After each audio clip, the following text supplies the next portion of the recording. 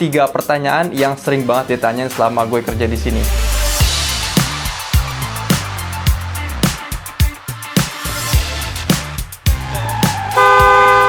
Selamat datang di Bahrain.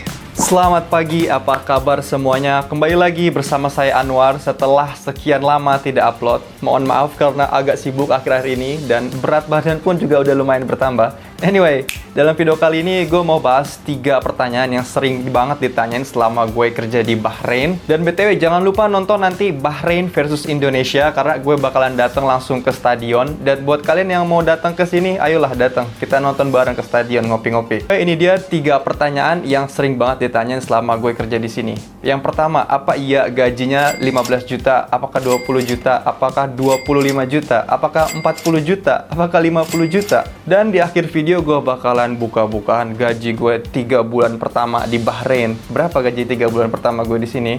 Nanti bakalan gue kasih tahu di akhir video. Anyway, yang kedua, gimana work-life balance? Nah, buat kalian yang follow Instagram gue, pasti kalian ngeliat dong, tiap 6 bulan gue ada di Turki, ntar tiba-tiba di Thailand, tiba-tiba di Malaysia. Dan anyway, yang ketiga, gimana cara ngelamarnya? Apa iya harus bayar 10 juta aja agensi? Oke, jadi sebelum gue bahas 3 pertanyaan tadi, gue jelasin dulu nih negaranya nih. Negara Bahrain ini negara paling kecil di Timur Tengah, dan ini termasuk di negara GCC, yang dimana terdiri dari Saudi, Bahrain, Qatar, Emirates, Dubai, dan juga Oman. Dan 6 negara ini kalau di kita itu kayak ASEAN, Indonesia, Thailand, Filipina, Kamboja, Laos. Anyway, dan langsung aja gue bahas yang pertama. Apa iya gajinya 20 juta, 25 juta, 50 juta? Nah, yang pertama menurut gue ada beberapa tingkatan-tingkatan gitu ya. Gaji itu beda-beda sesuai dengan keahlian dan juga bidangnya. Nah, gue bakalan bahas tentang secara garis besar gitu ya. Misalnya baru lulus sekolah atau baru lulus kuliah datang ke sini kerja di hotel ataupun kerja di restoran jadi waiter, waitress.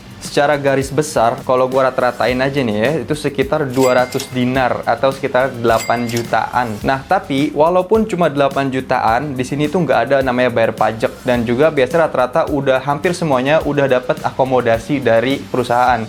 Apalagi yang di hotel, mereka dapat akomodasi dan juga makan tiap hari. Jadi misalnya gaji yang didapat 8 juta, ya udah 8 juta itu bersih, nggak bayar pajak, nggak bayar rumah, nggak bayar lain-lain. Jadi cuma bayar keperluan pribadi. Dan ini sumbernya dari teman-teman yang kerja di sini dan juga dari beberapa teman yang kerja di Oman, kerja di Qatar, kerja di Dubai, kerja di Abu Dhabi. Mereka suka cerita, oh gajinya sekian, segini. Dan susah buat bikin garis besar karena tiap tempat itu beda-beda. Ada teman yang cerita, oh gue dapat service charge, gue dapat tip. Ada yang bilang, gue nggak dapet.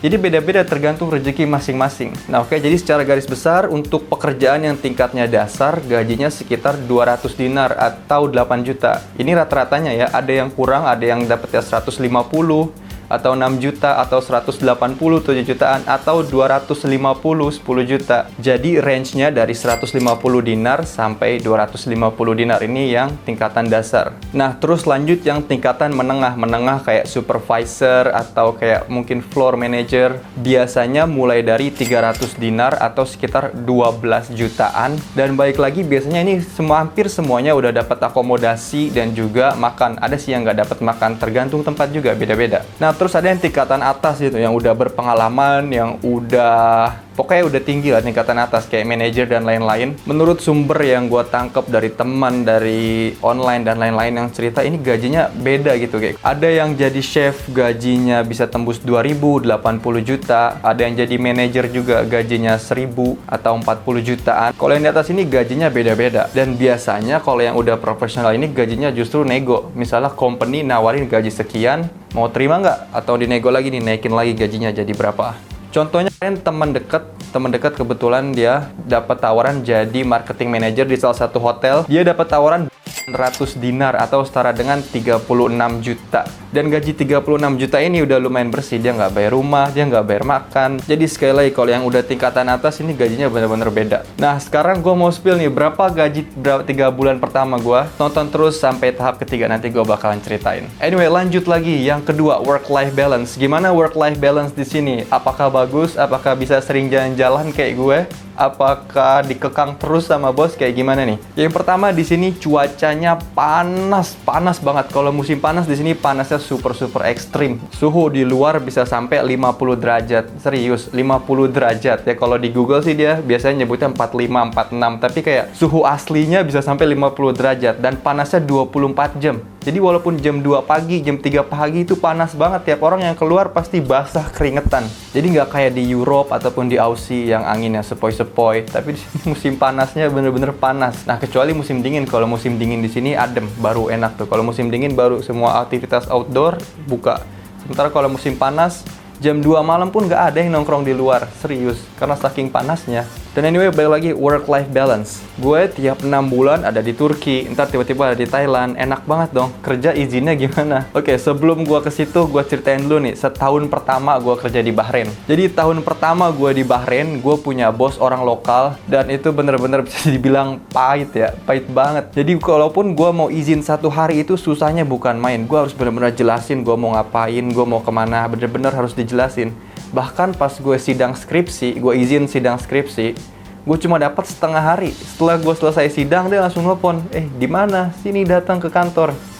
Dalam hati gue, ya Habibi, nafas dulu, santai, baru kelar ini.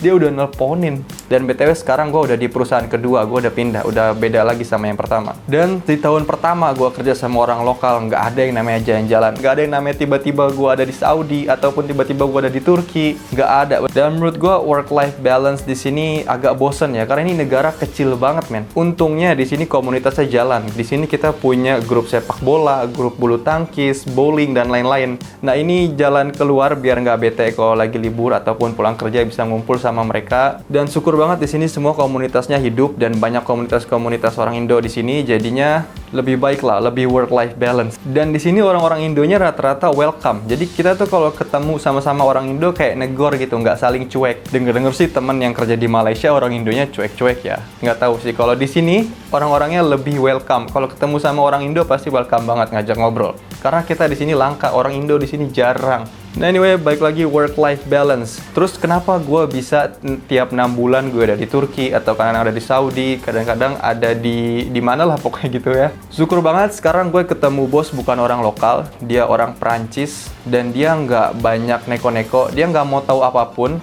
Pokoknya yang dia mau kerjaan beres. Dia cuma bilang, gue mau lu kerjain kerjaan gue, kerjaan beres terserah. Lu mau ada di pantai, lu mau ada di Thailand massage, lu massage di Thailand, lu mau ke Bangkok, yang penting kerjaan beres. Lu mau main-main, yang penting pakai duit sendiri, jangan ngemis. Makanya syukur banget. Gue sih pribadi kalau bisa kalau kerja di sini mending cari bos yang bukan orang lokal. Dari teman-teman yang kerja di sini, mereka banyak yang bilang kurang suka kalau bosnya orang lokal. Ini menurut teman-teman yang di sini ya, bukan gue. Anyway, lanjut. Pertanyaan yang ketiga nih, gimana cara ngelamarnya? Gimana sih bisa sampai kerja di sini? Terus gimana ngelamarnya lain-lain? Apakah pakai orang dalam? Apa pakai agensi 15 juta? Yuk kita bahas. Sebenarnya ngelamar di sini ada banyak cara ya. Kalau gue sih dulu dapat dari online. Gue tuh rajin searching, men. Gue dulu searching di Instagram, di Google, di sosial media, semuanya gue searching, gue obok-obok terus. Dan akhirnya ketemu juga salah satu perusahaan di sini. Kira gue nge-apply, dan gue diterima. Gue dikirimin visa, tiket pesawat, dan gue berangkat. Dan di website banyak banget sih. Teman-teman yang kerja di Ritz-Carlton, mereka bilang mereka ngelamar dari official website Ritz-Carlton langsung, dan mereka diterima. Sekarang kerja di sini. Jadi jangan males cari di online, searching obok-obok aja semuanya tuh. Instagram, Google, lain-lain. Website sih untuk yang kerja pekerjaan skill banyak yang nyari di LinkedIn. LinkedIn ini kayak jurus paling ampuh sih. Dan yang kedua, apa ya harus pakai agensi, bayar 10 juta, 15 juta? Well, gue sih nggak ngerekomen pakai agensi ya. Dan ternyata anak hotel juga kemarin ada yang cerita dia berangkat pakai agensi dari kampusnya, agensi perhotelan gitu, dan dia bayar sekian juta. Gue sih tidak merekomendasiin pakai agensi ya, karena agensi ini kayak dijadiin bisnis guys. Lu mau berangkat harus bayar. Dan perusahaan yang di sini juga bayar ke agensi. Agensi ini makan duit menurut gue. Kalau bisa jangan pakai agensi. Mandiri via website ataupun via orang dalam. Nah, ini yang ketiga nih, gue mau bahas tentang orang dalam. Orang dalam ini cara yang paling ampuh buat bawa kalian kerja di sini. Serius, makanya cari banyak-banyak koneksi biar bisa dibawa. Contohnya gue sendiri, gue kan jadi marketing, social media marketing. Gue punya beberapa klien di restoran, di hotel, tempat lain-lain. Bisa aja gue bawa orang. Tapi nih temen gue minta diajak, tapi nggak bisa bahasa Inggris. Ya gue nggak enak, nanti gue bawa orang nggak bisa bahasa Inggris, nggak skillnya kurang, nanti komplainnya ke gue. Jadi gue nggak enak. Dan BTW jangan DM, please. Jangan DM ataupun komen, bang, bawa gue bang. Please, bakalan banyak banget, nggak bakalan ketampung. Dan lowongan nggak selalu ada juga sih. Kadang-kadang gue share juga di Instagram, gue jadiin story. Dan anyway, cara yang ketiga ini yang orang dalam ini paling ampuh, gampang banget. Misalnya gue suka sama seseorang gitu ya, atau gue suka kepribadian seseorang. Bisa aja gue ngomong sama salah satu manajer yang jadi klien gue. Gue ada orang nih, bagus, jago bahasa Inggris, cakep, lain-lain, komunikatif, pinter. Mau nggak? Oh iya, boleh. CV-nya aja kirim, biasanya sih gitu. Nah makanya, sekali lagi, koneksi ini paling penting. Tapi jangan DM ataupun komen cariin gue kerjaan bang, please. Gue juga sibuk banget kerja, jangan gue numpuk terus. Jadi please coba aja cari temen via sosial media atau via apapun ya. Semoga aja bisa cepet dibawa. Dan anyway, terakhir saatnya spill berapa gaji 3 bulan pertama gue kerja di sini. Ayo, ada yang bisa tebak dulu nggak berapa? Apakah 20 juta, 15 juta, atau kan 8 juta? Jadi jawabannya adalah 300 Bahrain dinar atau setara dengan 12 juta. Nah, 300 dinar ini seperti yang gue bilang tadi, gue nggak bayar rumah dan gue nggak bayar apa-apa lagi, gue nggak bayar pajak dan lain-lain. Jadi 12 juta 3 bulan pertama yang gue terima ini bener-bener murni. Jadi langsung masuk ke kantong gue, 12 juta gue tinggal bayar keperluan pribadi. Untuk makan, karena gue jadi videographer, biasanya kalau syutingnya lama nih pasti dibeliin makanan sama bos. Jadi gue nggak keluar biaya makan. Dan seterusnya, karena gue merasa kurang puas dengan 12 juta ini, 300 dinar ini, akhirnya gue cari kerjaan sampingan, diem-diem gue kerja sampingan, gue nge-freelance, gue buat halaman Instagram, gue main kesana sini, gue ngobrol sama orang. Akhirnya gue dapat kerjaan freelance. Tiap weekend gue syuting di salah satu tempat. Gue dibayar dari pertama kali gue kasih harga promo 10 dinar atau 400 ribu. Sampai akhirnya gue minta sekali syuting 25 dinar atau setara dengan 1 juta sekali syuting selama 1 jam. Dengan edit simple, gue kasih aja video edit simple, syuting, lain-lain, dan ternyata dia suka. Dan setelah itu ceritanya panjang, gue bekerja terus sama dia. Jadi selama di sini jangan sia-siain peluang gitu. Kalau bisa terus cari koneksi, cari teman, cari ya sosial dan lain-lain, karena orang lain ini benar-benar sangat ngebantu. Dan anyway, jadi itu dia 3 pertanyaan yang sering ditanyain selama gue kerja di Bahrain. Dan semoga bermanfaat. Kalau ada pertanyaan, komen aja di bawah. Dan jangan lupa follow Instagram gue, Anwar Juma. Dan thanks for watching. Sampai berjumpa di video selanjutnya. Goodbye.